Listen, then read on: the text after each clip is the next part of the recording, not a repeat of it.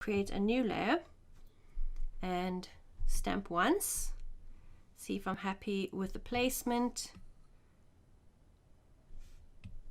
I'm going to set that to color burn, which I'll adjust in a minute, and now I'm going to set that to clipping masks. So what's going to happen, as we said previously, it's going to clip to everything underneath that layer.